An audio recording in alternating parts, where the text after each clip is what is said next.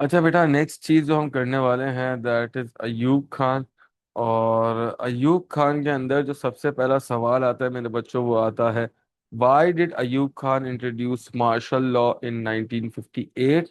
तो of course हमने भी सिकंदर मिर्जा के टाइम पे देखा, there was political instability, 5 PMs were changed, corruption थी बहुत सारे पॉलिटिशियंस की जानिब से, ठीक है ना। और जो है नेक्स्ट चीज जो हम इस पे सीखते हैं वो है फूड क्राइसिस की जो सिचुएशन हुई, where we were unable to help east Pakistan. और उसी पॉइंट पर चौधरी मोहम्मद अली को रिप्लेस कर दिया गया था, किसके साथ? Chaudhry Mohammad Ali was replaced by Hussain Shaheed Suhrawardy. इसके बाद अयूब के अपने खुद के पॉलिटिकल बेनिफिट्स थे, पॉलिटिकल एम्बिशंस थे, जिसके बारे में कायदे आजम मोहम्मद अली जिन्ना भी बहुत पहले कह चुके थे कि मुझे ये चीफ ऑफ आर्मी स्टाफ या आर्मी का जो बंदा है बिल्कुल पसंद नहीं है। चीफ ऑफ आर्मी स्टाफ तो खैर नहीं बने थे तब तक, लेकिन ये आर्मी के जो लीडर हैं वो कायद आजम को पसंद नहीं थे। कायद आजम कहते थे कि इसके आर्मी को सर्व करने के अलावा बहुत सारे पॉलिटिकल एम्बिशंस भी हैं। तो अपने खुद के मकासद को पूरा करने के लिए, पावर को पूरा करने के लिए, he certainly came into power. अच्छा, प्रोटेस्ट और रियॉट्स बहुत बढ़ गए थे ईस्ट पाकिस्तान में due to unfair treatment. And one of the unfair treatment was what मेरे बच्चों? One of the unfair treatment was the one unit policy, जहां पर आपने जो है वेस्ट पाकिस्तान को कंबाइन कर दिया था एक प्रोविंस के अंदर। और जाहिर सी बात है, ये बात ईस्ट पाकिस्तान से बर्दाश्त नहीं हुई, ठीक है ना। अच्छा, इसके बाद हम बात करते हैं बेटा रिफॉर्म्स ऑफ अयूब की, जिसमें सबसे पहला रिफॉर्म है बेसिक डेमोक्रेसीज। 1959 के अंदर इंट्रोड्यूस हुई थी बेटा बेसिक डेमोक्रेसीज, ठीक है ना। अच्छा, बेसिक डेमोक्रेसीज का एलिमेंट आपने ये अपने पास मेरे बच्चों याद रखना है कि it is the 4 tier system. ये गवर्नमेंट का एक सिस्टम है जिसके जरिए इलेक्शंस होंगे पाकिस्तान के अंदर। लोग जो है वो वोट करेंगे यूनियन काउंसिल के लिए, यूनियन काउंसिल वोट करेगी डिस्ट्रिक्ट काउंसिल के लिए, डिस्ट्रिक्ट काउंसिल वोट करेगी प्रोविंशियल काउंसिल के लिए, और प्रोविंशियल काउंसिल वोट करेगी नेशनल असेंबली के लिए। इसके बाद लोगों का ओपिनियन तो ले लिया गया, बाकी ये जितने भी इलेक्टेड मेंबर्स हैं ना मेरे बच्चों, इन सबको मिला के कहते थे ये बेसिक डेमोक्रेट्स हैं। ये उस वक्त जब अयूब खान ने पहली मर्तबा इलेक्शन कराए तो 80,000 बेसिक डेमोक्रेट्स थे। और प्रेसिडेंट के लिए इन्होंने वोटिंग करी तो अयूब खान को क्या मिले बेटा? फर्स्ट इलेक्शंस के अंदर ही 95% वोट्स जो है वो यस में मिले। याद रखिएगा, ये इनडायरेक्ट इलेक्शंस हैं, ये डायरेक्ट इलेक्शंस नहीं है। It is not the people who have voted for Ayub, it is the people elected by the it is the basic democrats elected by the people who have voted for Ayub. और अयूब के लिए इन 80,000 basic Democrats को अपनी तरफ करना आसान था, बानिस्बत इसके कि वो किसके लिए जाते, वो इलेक्शंस के लिए जाते। तो उन्होंने अपने टाइम पर इलेक्शंस कराए तो इतनी इंटेलिजेंस और इतनी जो है बारीकी से कराए कि किसी को शक ही ना हो कि वो पावर में आना चाहते हैं। So many of this basic Democrats were corrupt, और अयूब के लिए इनको बाय ऑफ करना बहुत आसान हो गया था। They favoured Ayub. Many politicians were not happy, political parties were not happy with Ayub having so much power, क्योंकि उनको लगा कि डेमोक्रेसी के पर्दे के अंदर एक खुलेआम डिक्टेटरशिप चलाई जा रही है। उनको ये लगा कि बाकायदा तौर पर अयूब जो है वो उनको ओवर पावर करने की कोशिश कर रहा है।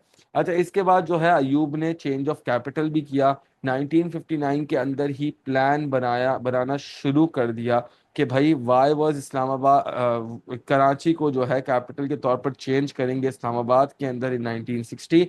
एक सवाल आता है इसका कि why was Islamabad chosen as the new capital, ठीक है ना। जी हाँ बेटा, 2 मिनट तो मैं समझा के फिर आपके क्वेश्चन पर आता हूँ मेरे बच्चे। तो अगर इस सवाल पेपर में आ गया why was Islamabad chosen as the new capital, मेरे बच्चों आपने वहां पर ये बात याद रखनी है कि जब आप ये क्वेश्चन, ये एलिमेंट लिखने जाएंगे पेपर के अंदर, आपने बताना है कि क्यों इस्लामाबाद को चूज किया गया। तो सबसे पहले Islamabad is the centre of the country, तो सबके लिए पहुंचना आसान है। दूसरी बात है, Islamabad is near the Rawalpindi का कैपिटल, तो Rawalpindi sorry, the capital would be near Rawalpindi. और रावलपिंडी है ना बेटा आर्मी का एक हेडक्वार्टर, वहीं से उसके आसपास ही बहुत सारे आर्मी के ऐसे मकामात बने हुए हैं जहां से इस्लामाबाद को प्रोटेक्ट करना क्या हो जाएगा, आसान हो जाएगा। दूसरी बात, Islamabad was a plan city. Plan city का मतलब पहले से ही उसकी अरेंजमेंट्स बनाई गई थी। प्लान सिटी का मतलब फॉर एग्जांपल अगर मैंने एक सिटी को प्लान किया है तो मैं एक तरफ सारी की सारी आपके पास जो है पॉलिटिकल बिल्डिंग्स को रखूंगा, ठीक है ना। एक तरफ जो है सारे के सारे आपके जो है हाउसेस को रखूंगा, एक तरफ जो है आपके सारे के सारे मार्केट्स को रखूंगा, एंड एक तरफ जो है अदर एक्टिविटीज होंगी। ये इसलिए किया जाता है बेटा, ताकि अगर कोई इंपॉर्टेंट शख्सियत पॉलिटिकल स्टेचर पर आए, फॉर एग्जाम्पल अभी जो ट्रम्प आए या ईरान के प्रेसिडेंट आए, तो फिर इसी इलाके को बंद किया जाए बेटा, ऐसा ना हो कि पूरे शहर को बंद करना पड़े। और इससे जो है हाउसेस, मार्केट्स और अदर प्लेसेस को तकलीफ नहीं होती। So another reason was that Islamabad was a planned city. It was planned by Greek architects, और ग्रीक आर्किटेक्ट्स का काम था वो कि उसको प्लान करके एक बेटर प्रोस्पेक्ट के ऊपर जो है वो लेकर आए, ठीक है ना। अच्छा, इसके बाद नेक्स्ट चीज क्या है, why was Islamabad chosen as the capital के बाद आपको ये बात याद रखनी है मेरे बच्चों की, उसका एक और रीजन ये है कि Islamabad was not very populated, Karachi was over populated. तो चीज़ों को कराची के अंदर मैनेज करना बेटा मुश्किल ही नहीं, नामुमकिन हो जाता था गवर्नमेंट के लिए। इसलिए गवर्नमेंट ने जो है वो क्या किया बेटा, कैपिटल को चेंज कर लिया। ठीक है, सवाल आया मार्केट के अंदर कि सर, अगर सवाल आ गया four marker, what was basic democracies, तो कैसे लिखेंगे। It was introduced in 1959। It was a four tier system where people voted for union council, union council voted for district council, district council for provincial council, provincial council for national assembly। ये आपका तीसरा point हो गया। आपका चौथा point होगा कि total Pakistan के अंदर 80,000 बेसिक डेमोक्रेट्स हैं, और इन्हीं बेसिक डेमोक्रेट्स ने, आपका चौथा पॉइंट, पांचवा पॉइंट होगा कि प्रेसिडेंट अयूब खान के लिए वोट किया, जहां पर अयूब खान ने 95% सीट जो है वो जीत ली। आप चाहें तो नीचे वाला एलिमेंट लिखना चाहें तो लिख लीजिएगा, वरना इसको लिखने की जरूरत नहीं है। ये 14 मार्कर की एनालिसिस के लिए लिखा है मैंने, कि आप बताएंगे क्या ये चीज़ सक्सेसफुल थी या ये अनसक्सेसफुल थी।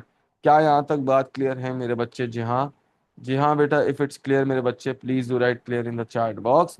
अच्छा, नेक्स्ट बात करेंगे बेटा, इसके बाद ईबीडीओ इंट्रोड्यूस किया था अयूब खान ने, जिसको हम इलेक्टिव बॉडीज डिस्क्वालिफिकेशन ऑर्डर भी कहते हैं। मैं कहता हूँ इसको प्रोडा की बहन है ये, it is the sister of PRODA. बिल्कुल प्रोडा जो लियाकत अली खान ने इंट्रोड्यूस किया था उसकी सेम इम्प्लीकेशन है ये। क्या इम्प्लीकेशन है? 7 अगस्त 1959 को इसको इंट्रोड्यूस किया गया। इसका काम था ये एलिमिनेट करेगी करप्शन और नेपोटिज्म को।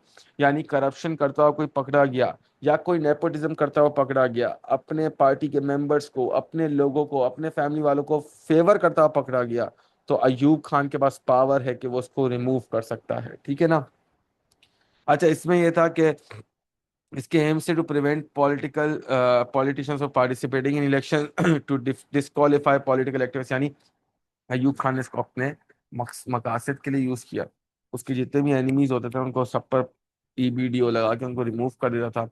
One of his enemies became Hussain Shaheed Suhrawardy, जिनके ऊपर उन्होंने इलेक्टिव बॉडीज डिस्क्वालिफिकेशन ऑर्डर लगा दिया था। अच्छा, ईबीडीओ और प्रोडा में फर्क ये है कि ईबीडीओ में आपके पास चैलेंज करने का मौका था। तो ऑफ कोर्स लोगों ने अयूब के इस डिलेमा को चैलेंज भी किया, लेकिन आपको पता है कि कोर्ट में जब ये फैसला गया तो अब 7-8 साल तो लगने। तो जब तक अयूब का टेन्योर खत्म नहीं हुआ, मैनी पीपल जो है उस उन पर ये ईबीडीओ लगा रहा, उन पर ये केसेस चलते रहे, और वो पॉलिटिक्स में नहीं आ पाए। तो अयूब फेल्ट सिक्योर, अयूब को ऐसा लगा कि भाई कोई इसको रिमूव नहीं कर सकता है। So and certainly Ayub wanted to silence whom बेटा, Ayub wanted to silence opposition. वो ये चाहता था कि ऑपोजिशन जो है वो आवाज ना निकाले, और ऑपोजिशन को पता था कि अगर उन्होंने अयूब के खिलाफ आवाज लगाई तो वो अयूब जो है उन पर ये ईबीडीओ लगाकर उनको क्या कर देगा, उनको डिस्क्वालीफाई कर देगा, उनको गवर्नमेंट में से रिमूव कर देगा। तो एक डर का माहौल बनाने के लिए अयूब खान ने ये हरकत करी थी। इसके बाद हम आ जाते हैं मेरे बच्चों इंडस वाटर ट्रीटी के ऊपर 1960 के अंदर। सितंबर 1960 के अंदर to solve the problem of water between India and Pakistan, UN की मदद से हमने इंडस वाटर ट्रीटी साइन करी। 3 रिवर्स आए इंडिया के हिस्से में, 3 रिवर्स आए पाकिस्तान के हिस्से में।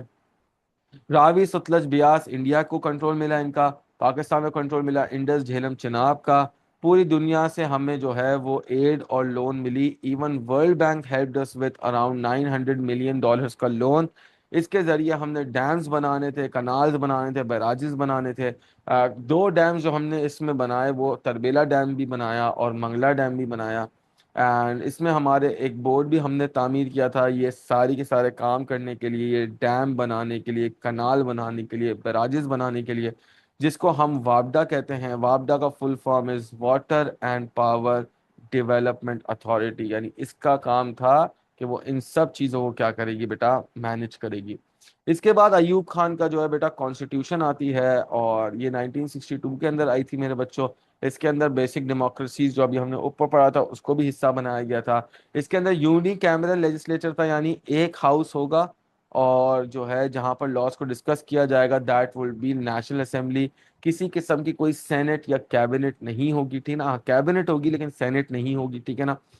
अच्छा, वेस्ट पाकिस्तान और ईस्ट पाकिस्तान को अगेन पैरिटी ऑफ सीट्स दी गई। पैरिटी ऑफ सीट्स का क्या मतलब होता है बेटा, इक्वल सीट्स देना। और याद रखना मेरे बच्चों, लोग इससे खुश नहीं थे क्योंकि ईस्ट पाकिस्तान को उसकी पॉपुलेशन के हिसाब से सीट्स चाहिए थी।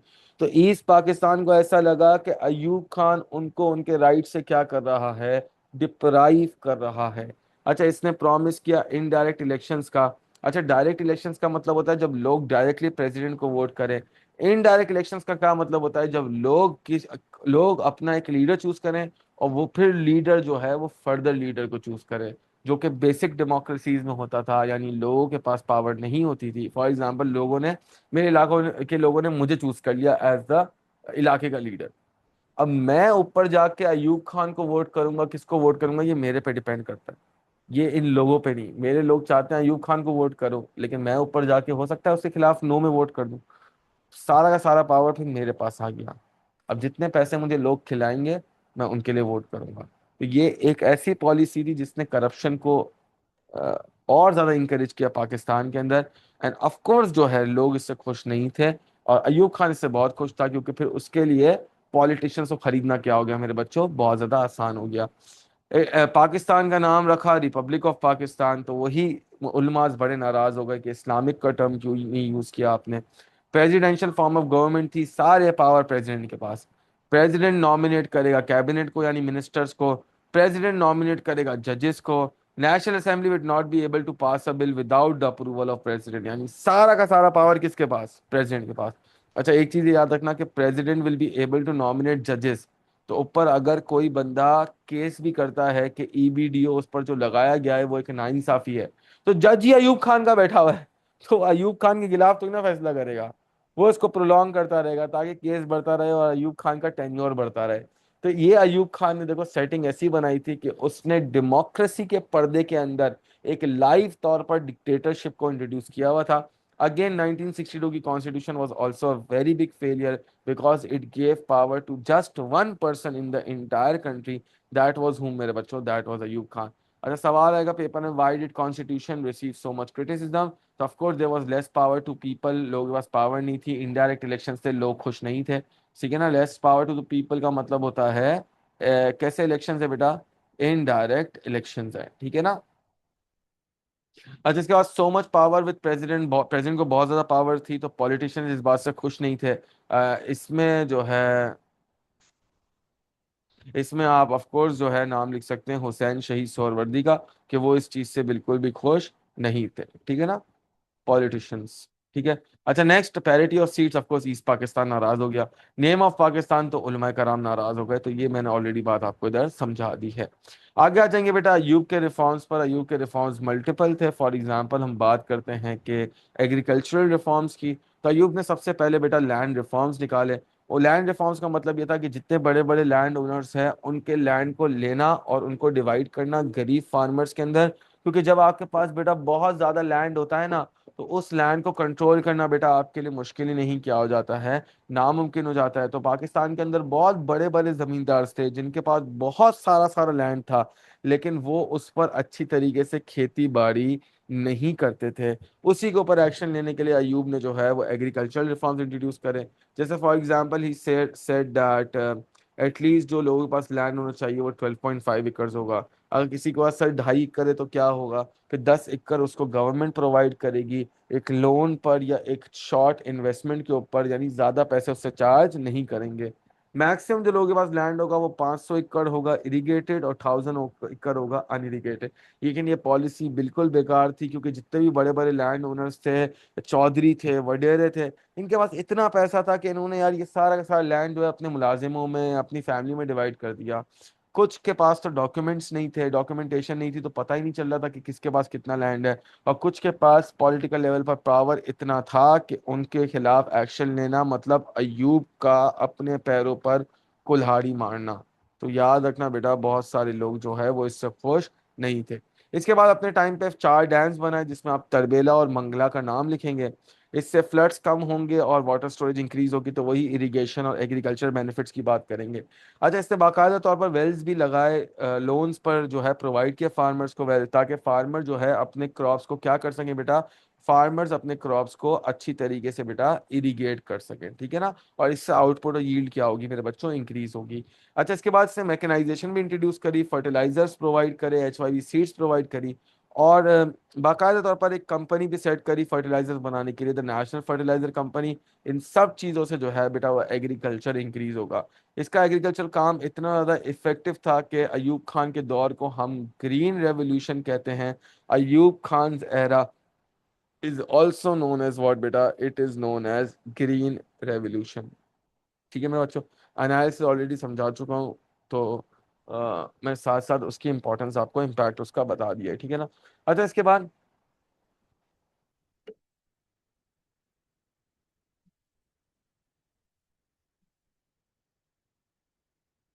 एक सवाल आता है पेपर के अंदर, why is Ayub's era known as the green revolution. So of course वही लैंड रिफॉर्म्स इंट्रोड्यूस करे, तो जाहिर सी बात है लैंड डिस्ट्रीब्यूट हुआ, तो अच्छी बात थी। 4 डैम्स और वेल बनाए, तो उससे भी लोगों को काफ़ी ज़्यादा जो है वो अटेनेंस के ऊपर पानी वगैरह अवेलेबल हुआ, जिसकी वजह से उनके लिए इरिगेशन करना आसान हो गया। इसके बाद मैकेनाइजेशन ऑफ फर्टिलाइजर्स इंट्रोड्यूस करे, जिससे जो है लोगों को एलिमेंटली जो है वो क्रॉप यील्ड बनाने में हेल्प आउट हुआ। So that's why era is known as what बेटा, it is known as green revolution. वो ऊपर वाले पॉइंट्स को हमने सिर्फ क्या किया बेटा, नीचे लिख दिया है। इंडस्ट्रियल रिफॉर्म्स और इकोनॉमिक रिफॉर्म्स से बहुत ज्यादा डेवलपमेंट करी। That's why his era is also known as the decade of development, यानी कहते हैं कि इसको, ये 10 सालों के अंदर बहुत ज्यादा डेवलपमेंट आई, इकोनॉमिक ग्रोथ आई बेटा कंट्री के अंदर। ठीक है ना मेरे बच्चों। आगे चले जाएंगे मेरे बच्चों और अगली बात करेंगे, जो है क्या है, हाँ, 1962 में पाकिस्तान ने पाकिस्तान ऑयल रिफाइनरी सेटअप करी। इसके बाद 1964 के अंदर RCD सेटअप किया, the regional corporation of for development, जो हमने ऑलरेडी पढ़ चुके हैं। ईरान, टर्की और पाकिस्तान की मिला के एक ट्रेडिंग ब्लॉक बना था, ताकि आपस में ट्रेड को इंक्रीज करें। ट्रेड इंक्रीज होगा, फॉरेन एक्सचेंज आएगा मुल्क के अंदर, और इकोनॉमिक ग्रोथ होगी, वो इसकी चेन हो जाएगी बेटा, इसका एनालिसिस हो जाएगा, इम्पैक्ट हो जाएगा। इसके बाद एक्सपोर्ट बोनस स्कीम जो है वो इंट्रोड्यूस करी, किसने बेटा, अयूब खान ने। इसको हम एक्सपोर्ट प्रोसेसिंग जोन भी कह सकते हैं। ऐसे जोन्स बनाए, ऐसी स्कीम्स बनाई जिसने एक्सपोर्ट को प्रमोट किया। इससे इंडस्ट्रीज भी ज़्यादा ज़्यादा डेवलप हुई, एक्सपोर्ट भी बढ़ गया मुल्क का, और मुल्क के अंदर कौन सी ग्रोथ आई बेटा, इकोनॉमिक ग्रोथ आई। अच्छा, मिनरल डेवलपमेंट कॉरपोरेशन बनाई गई एक्सप्लोरेशन ऑफ मिनरल्स के लिए। जब आप मिनरल्स को ढूंढेंगे, मिनरल्स को निकालेंगे, ऑयल गैस और कोल पे काम करेंगे, तो बेटा ये सब आपके पास एनर्जी प्रोवाइडिंग रिसोर्स है मुल्क के अंदर, और जाहिर सी बात है ये मुल्क के लिए एक बहुत सर्टेन इंपॉर्टेंस रखते हैं, ठीक है ना। अच्छा, इससे मुल्क के अंदर 7% इकोनॉमिक ग्रोथ आई। और ऑयल के इंपोर्ट बढ़ने की वजह से पाकिस्तान के जो इंपोर्ट्स है, और पाकिस्तान के जो less burden on Pakistan economy. Sir, आपको ऑयल क्यों इंपोर्ट करना पड़ा कम, क्योंकि बेटा आपने खुद की ऑयल रिफाइनरी सेटअप कर लिया, पाकिस्तान ऑयल रिफाइनरी। और जब आप खुद की पाकिस्तान ऑयल रिफाइनरी सेटअप करते हैं ना बेटा, तो फिर आपको रिफाइंड ऑयल क्या करना पड़ता है बेटा, कम इंपोर्ट करना पड़ता है, जिससे बर्डन क्या हो जाता है मेरे बच्चों, डिक्रीज हो जाता है। अच्छा, more than 60% of the wealth was accumulated with 22, ये इसका नुकसान है। इतनी तरक्की आई, इतनी बेटरमेंट आई, लेकिन हम क्या देखते हैं बेटा, सारी की सारी जो इंडस्ट्रीज हैं बेटा, 22 फैमिलीज के पास अक्यूमुलेट हो गई। एंड ये सारा का सारा एक्यूजेशन है अयूब खान पर, क्योंकि सब के सब जो है अयूब खान के फैमिली और फ्रेंड्स थे। तो लोगों को ऐसा लगा कि अयूब खान खुद नेपोटिज्म करता है, और ये था कि rich were getting richer and poor were getting poorer, ठीक है ना। और इसमें कुछ ग्रुप का नाम है अल हबीब ग्रुप, आदमजी ग्रुप। अल हबीब ग्रुप बेटा, ये हबीब बैंक लिमिटेड, हबीब मेट्रो, बैंक अल हबीब, ये सब इसी के बेटा आपके पास चट्टे पट्टे हैं, ठीक है ना। तो ये इसमें अयूब खान को थोड़ी बहुत बदनामी भी सहनी पड़ी, क्योंकि अमीर तो हो रहे हैं, वेल्थ भी आ रही है मुल्क में, लेकिन वो एक सर्टेन सेक्टर के पास अक्यूमुलेट हो रही है, वो गरीबों तक नहीं पहुंच रही है। इसके बाद अपने एजुकेशन रिफॉर्म्स के लिए बड़े चर्चा में रहे अयूब खान साहब। सबसे पहले उन्होंने फ्री प्राइमरी एजुकेशन इंट्रोड्यूस करी, education for all. He introduce higher secondary education for class 6 to 12। उन्होंने बोला भाई जो क्लास 6 और 12 के बच्चे हैं उनके लिए भी एजुकेशन सिस्टम इंट्रोड्यूस किया गया। He increase the time period of university courses from 2 to 3 years। अच्छा, ऊपर वाले 2 पॉइंट बहुत अच्छे हैं, उससे लिटरेसी रेट बढ़ेगा, एजुकेशन बढ़ेगी। नीचे वाला पॉइंट जो है 2 to 3 years वाला, वो बेकार पॉइंट है, क्योंकि यूनिवर्सिटी स्टूडेंट्स जो है वो एक साल मजीद नहीं पढ़ना चाहते थे। यही एक साल जो एक्स्ट्रा पढ़ाने के लिए बढ़ाया गया है बेटा, वो अगर वो जॉब में लगाए, एम्प्लॉयमेंट में लगाए, तो एक तो उनको एक्सपीरियंस मिलेगा, दूसरा उनको उस साल का पैसा भी मिलेगा। और अगर आप इस साल बढ़ाते हो तो दोनों चीजें उनसे मिस आउट हो जाएंगी। हाँ, इसका फायदा भी है कि जब आप 2 से 3 साल पर यूनिवर्सिटी के कोर्सेज करते हो तो बच्चा ज्यादा टाइम के लिए पढ़ाई करता है, ज्यादा टाइम के लिए तालीम हासिल करता है, तो लेबर की जो प्रोडक्टिविटी और एफिशिएंसी है वो क्या हो जाएगी मेरे बच्चों, वो सर्टेन तौर पर इंक्रीज हो जाएगी। इसके बाद हम बात करते हैं बेटा अयूब के सोशल रिफॉर्म्स की। सबसे पहली चीज, इसने फैमिली प्लानिंग प्रोग्राम इंट्रोड्यूस किया to control birth rate, but this was not encouraged at all. लोगों को लगा कि ये तो दीन के खिलाफ है, और वो फिर जब ये दीन के खिलाफ चीज उन्होंने देखी तो वो अयूब खान के अगेंस्ट हो गए, क्योंकि उनको लगा कि अयूब खान जानबूझकर जो है वो एक ऐसी पॉलिसी निकाल रहा है जो कि जाहिर सी बात है लोगों को बिल्कुल भी पसंद नहीं आई मेरे बच्चों, ठीक है ना। अच्छा, इसके बाद he also ask people to register for second marriage and divorce. उसने बोला भाई अगर आप दूसरी शादी करना चाहते हैं, अगर आप डाइवोर्स देना चाहते हैं, तो आपको रजिस्टर करना पड़ेगा। तो लोगों ने कहा भाई अगर मुझे दूसरी शादी करनी है, मुझे मैरिज डाइवोर्स देनी है अपनी बीवी को, तो मैं तुमसे इजाजत क्यों लूं। तो लोगों ने कहा भाई ये तो तुम हमारे ना इंटरनल मैटर्स में जो है वो अफेयर्स में बोलने की कोशिश कर रहे हो। तो लोग फिर इससे नाराज हो गए, ठीक है ना। इसके बाद इसने जो है मैन और वुमेन के लिए 18 साल की और 16 ईयर्स की रिस्पेक्टिवली जो है मिनिमम एज सेट करी शादी की। ये अच्छा पॉइंट था, क्योंकि फिर लोग उस टाइम पे बहुत जल्दी शादियां करा देते थे बच्चों की। इससे बर्थ रेट भी कंट्रोल होगा, लेकिन इस पे भी थोड़ी ऑपोजिशन आई थी उलमाए कराम की जानिब से, क्योंकि वो चाहते थे थोड़ी सी कम एज में भी अगर औरतों की शादी हो रही है, मैन की शादी हो, तो वो इस्लाम के हिसाब से जायज़ है। लेकिन अयूब खान ने इसलिए किया ताकि अगर बहुत ज़्यादा अर्ली मैरिजेज होंगी तो बर्थ रेट इंक्रीज होगा, तभी उसने एक ऐसी एज रखी जिससे ज़्यादा लोगों को प्रॉब्लम नहीं हुआ। इसके बाद he also fix the prices for basic food items. ये बहुत अच्छा पॉइंट था। जब आप बेसिक फूड आइटम्स की प्राइसेस फिक्स करते हो, उस पर प्रॉफिटियरिंग नहीं होती, तो गरीबों के लिए बेटा बेसिक फूड आइटम्स को एक्सेस करना बहुत आसान हो जाता है। So all the people below the poverty level were very happy with it, ठीक है ना मेरे बच्चों। तो साथ साथ मैंने इसके इम्पैक्ट्स भी बता दिए, और इसके इम्पैक्ट्स नीचे लिखे हुए हैं, आप चाहें तो उसको रीड आउट भी कर सकते हैं। इसके बाद आखिरी रिफॉर्म अयूब खान का था, अयूब खान हाउसिंग स्कीम। अयूब खान ने अपॉइंट किया जनरल आजम खान को for building new houses for the refugees. 75,000 घर बनाए गए ये सेटलमेंट के लिए, और ये बहुत सक्सेसफुल पॉइंट था, क्योंकि वो रेफ्यूजीज जिनको 1947 से घर नहीं मिले थे, उनको बेटा घर मिलना शुरू हो गए। इस स्कीम को हम कोरंगी हाउसिंग स्कीम भी कहते हैं।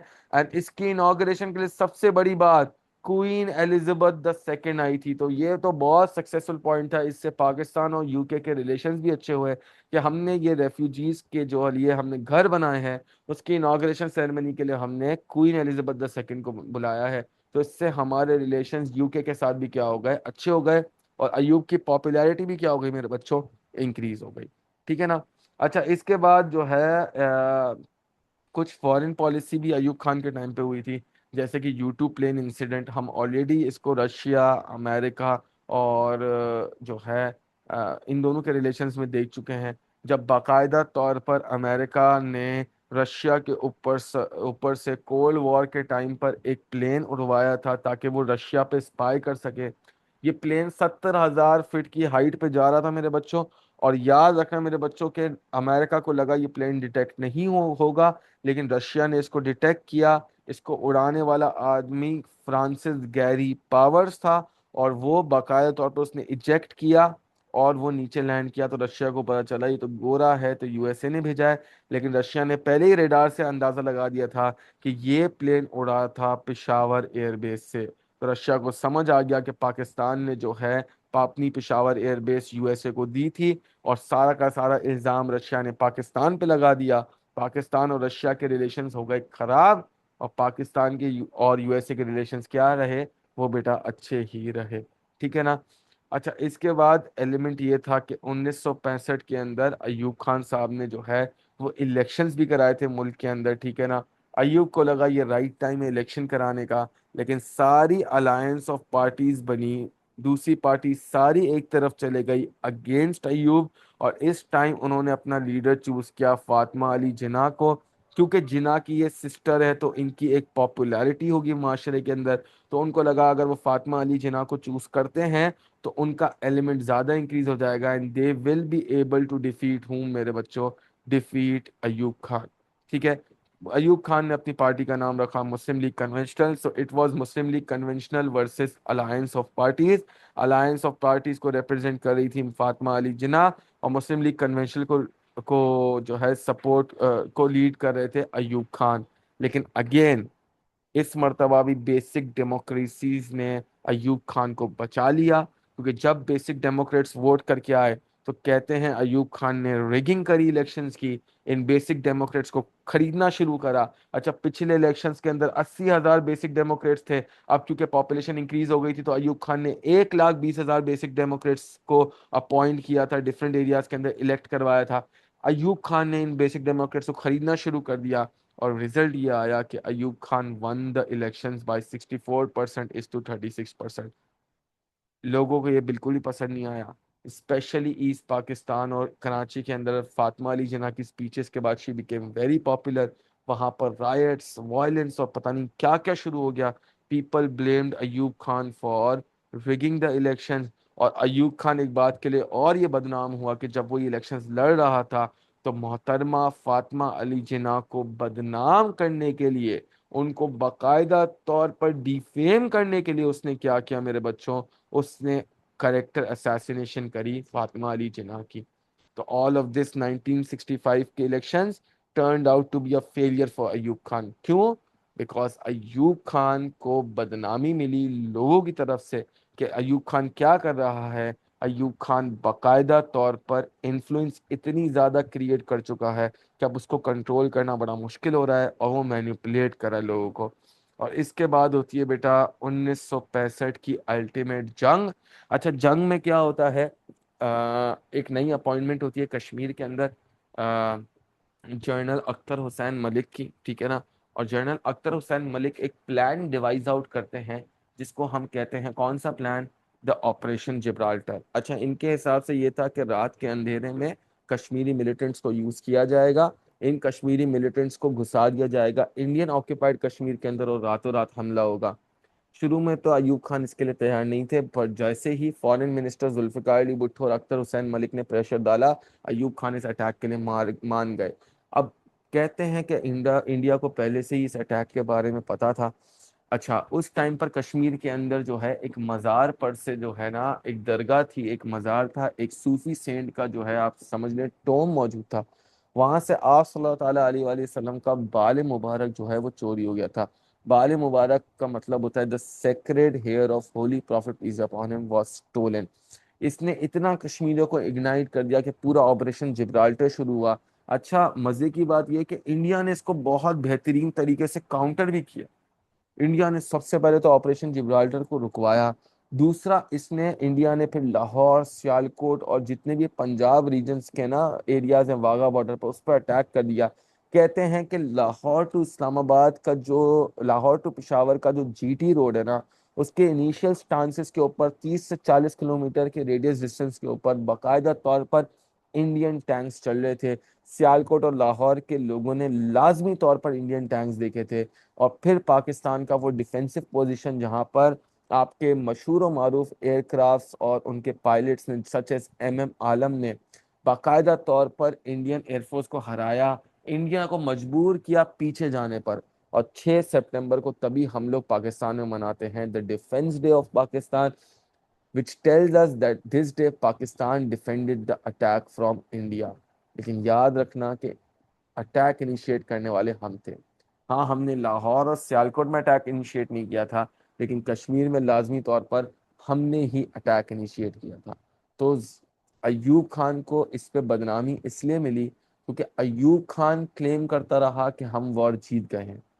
हालांकि इसके बाद साइन हुई ताशकंद डिक्लेरेशन में ये पता चला कि हमने सीज फायर करा था। और सीज फायर का मतलब होता है दोनों आर्म फोर्सेस जो हैं पीछे की तरफ मूव कर जाएं।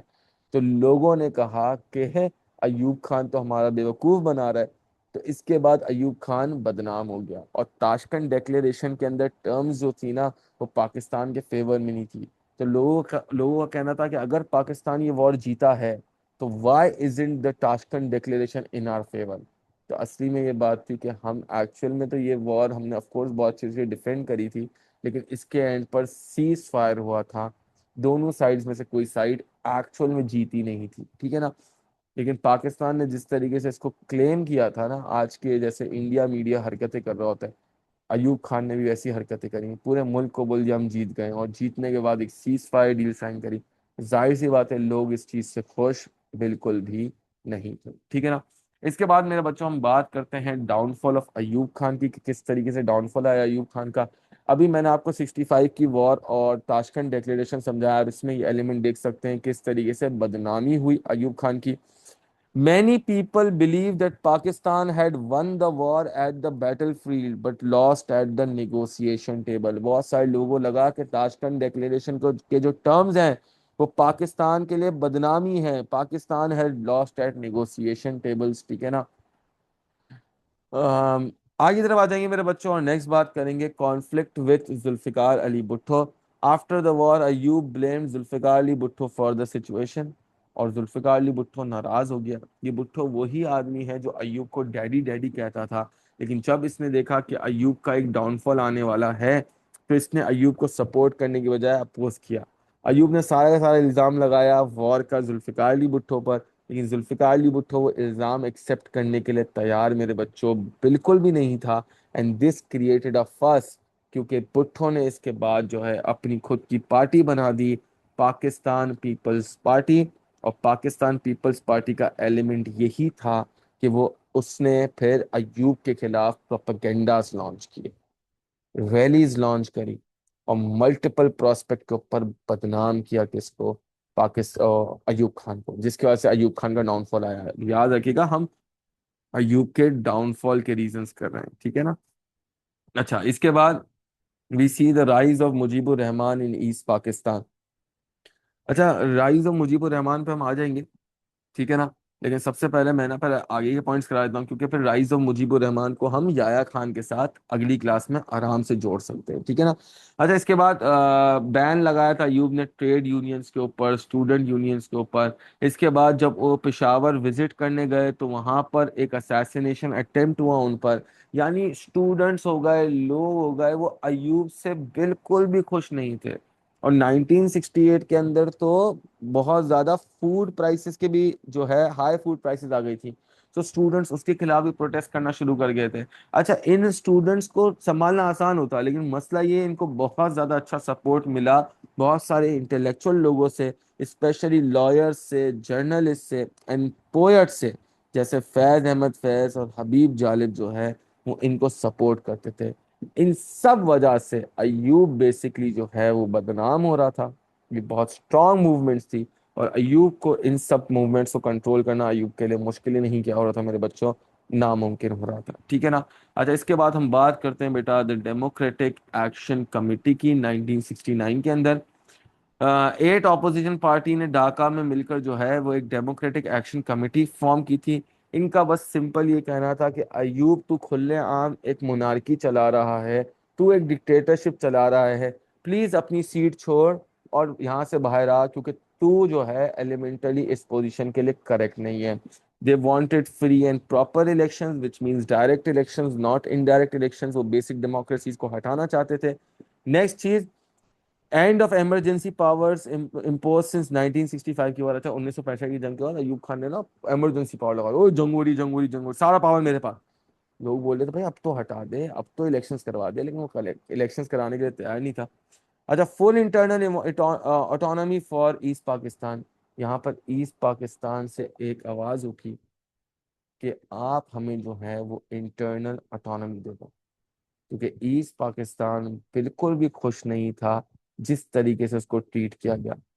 ईस्ट पाकिस्तान का एक सिंपल क्लेम बताऊं क्या था, कि 1965 की जंग में तो अच्छी बात है कि इंडिया ने जो है लाहौर और सियालकोट पर अटैक किया। अगर ये कल कला ईस्ट पाकिस्तान पर अटैक हो जाता, ढाका पे अटैक हो जाता, तो ईस्ट पाकिस्तान के पास तो अपनी खुद की आर्मी नहीं है अपने आप को प्रोटेक्ट करने के लिए। तो इसलिए बहुत सारे लोग जो है वो अयूब खान से बड़े नाराज हो गए थे, ठीक है ना। अच्छा, अयूब ने ऑफर किया निगोशिएशन करने के लिए। 17 फेब को उन्होंने लिफ्ट भी किया स्टेट ऑफ इमरजेंसी को, और उन्होंने हटा दिया लोगों के कहने पर। लेकिन जब तक है ना बहुत लेट हो चुका था। लोगों ने बोला बस भाई अब तुम क्या करो, अपनी पोजीशन छोड़ो। फिर उन्होंने अपनी पोजीशन छोड़ी भी और याहिया खान को बोला वो मार्शल लॉ लगा दे। अच्छा, उल्टा आदमी है। अरे भाई इलेक्शंस करवा के जाता तो हो सकता है थोड़ी बदनामी कम हो जाती, नहीं, मार्शल लॉ के बाद एक और मार्शल लॉ लगवा के चलेगा भाई साहब। तो उससे भी बड़ी बदनामी हुई, ठीक है ना।